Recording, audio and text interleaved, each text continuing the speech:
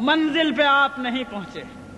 اگر آپ نے چاہا کہ بس ایک بل پاس ہو گیا، خواب خرگوش کے مزے لو، سو جاؤ، تو یہ غفلت آپ کو بہت نقصان پہنچائے گی۔ جو مخالف قوتیں ہیں وہ بہت منظم، بہت متحرک اور بہت سرگرم عمل ہے۔ ضرورت ہے کہ ہندوستان کے کونے کونے کا ہر مسلمان اپنے طور پر ہر لمحہ باشعور رہے اور ہر آواز پر لبیک کہنے کو تیار رہے۔ دوسری ضرورت اس بات کی ہے لوگوں کہ دین یا کوئی راستہ، آپ کے ہاں سروے میپ چھپتا ہوگا، اگر کبھی 100 برس پرانا سروے میپ آپ نے دیکھا ہو، بہت سی روڈ، بہت سی سڑکیں اس میں دیکھیں گے آپ۔ آج تلاش کریں گے وہ سڑک نہیں ملے گی، وہ ڈیڈ روڈ ہو گئی۔ کیوں؟ لوگوں نے چلنا چھوڑ دیا۔ جس راستے پر اس کی بالکل ثبوت موجود ہے کہ یہ روڈ تھی، لیکن لوگوں نے چلنا چھوڑ دیا، وہ راستہ نہیں رہا۔ اور جہاں راستہ نہیں تھا لوگ چلنے لگے تو لوگوں کے راستہ لگا لینے سے راستہ بن جاتا ہے۔ اے میرے دوستو، اگر تم ہندوستان میں اسلام کی بقا چاہتے ہو تو سب سے پہلی ذمہ داری یہ ہے کہ اسلام کو اور اپنے آقا جناب محمد رسول اللہ صلی اللہ علیہ وسلم کے طریقوں کو ڈیڈ روڈ مت بننے دو۔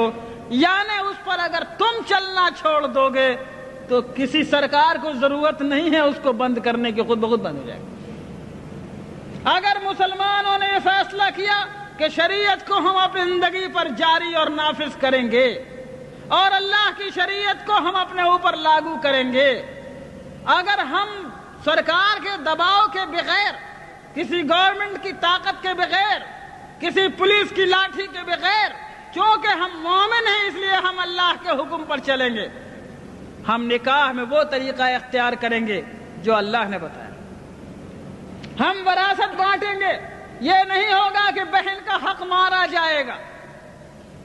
کوئی تھوڑی بہت معمولی کھیت کی زمین ہے تو بٹ جائے گی، لیکن باپ کی دکان دبئی میں تھی تو یہ نہیں بٹے گی، اور شہر میں مکان تھا مدراس میں اور پٹنہ میں اور دلی میں تو وہ نہیں بٹے گا، اس میں بہن کو حق نہیں ملے گا۔ غلط بات ہے۔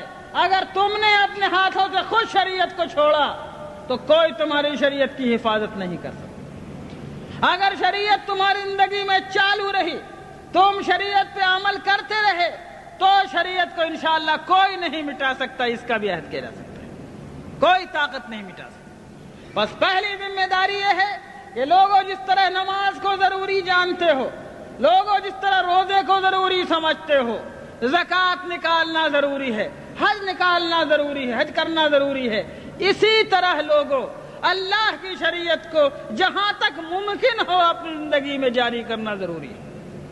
ٹھیک ہے، ہندوستان کے حالات میں ہم حدود و قصاص جاری نہیں کر سکتے، ہمارے اندر اس کی استطاعت و طاقت نہیں ہے، لیکن ہم قانون نکاح، قانون طلاق، قانون فسخ، قانون وصیت، قانون ولایت، قانون وراثت وغیرہ دوسرے معاملات میں اللہ کی شریعت کو ہم اپنے اوپر جاری کرنے کی طاقت رکھتے ہیں، وہاں پر ہم کو جاری کرنا ہوگا۔ سنو لوگوں، اللہ تعالیٰ نے ہم کو اتنے کا مکلف بنایا ہے جتنے کی ہمارے اندر طاقت ہو، اس میں کوتاہی کریں گے تو پکڑے جائیں گے۔ سیدنا امام بویتی رحمۃ اللہ علیہ بہت بڑے عالم گزرے ہیں، فقہ شافعی کے بہت بڑے امام ہیں۔ جب خلافت عباسیہ کا زمانہ تھا، مسئلہ خلق قرآن پر ان کو قید کر دیا گیا جیل خانے میں، ان کے پیروں میں بیڑیاں تھیں۔ جب جمعے کا دن آتا، جمعے کی اذان کے وقت اپنے جیل خانے کی کوٹھری سے گھسٹتے گھسٹتے زمین پر نکلتے اور مین گیٹ تک جیل کے پہنچتے، سارا بدن لہو لہان ہو جاتا، خون سے بھر جاتا۔ جب جمعے کی نماز پڑھ کے لوگ واپس آتے تو پھر یہ اسی طرح گھسٹتے گھسٹتے اپنی کوٹھری تک جاتے۔ لوگوں نے کہا حضرت آپ ایسا کیوں کرتے ہیں؟